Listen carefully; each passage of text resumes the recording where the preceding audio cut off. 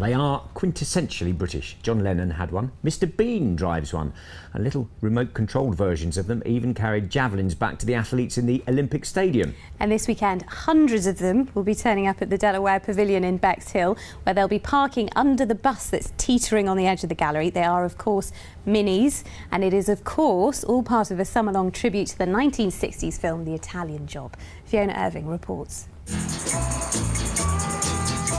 This is the Self-Preservation Society. Immortalised in film, slightly comic, yet also somehow quite cool.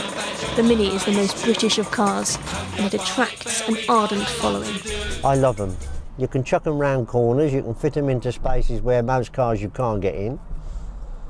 And they're just lovely to drive. I mean, driving this compared to driving a modern car is like driving a time warp.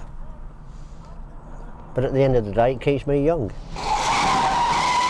The Italian Job showcased the Mini as small, fast and nimble, doing things big cars can't. They're a British icon, and on Sunday this car park will be rammed with Minis of different colours and models from across 5 decades to celebrate The Italian Job, that film with a very literal cliffhanger ending. When people think of The Italian Job, they think of the final scene, but they also think of minis. And it would have been wrong of us not to welcome minis in their hundreds here for one special day. So that's what we've organised. Good luck! Just don't ask how the minis that turn up on Sunday got there. I've done the steps thing, driven on the top of roofs, driven up into a skip, onto the back of a lorry, and others that I care not to share at present.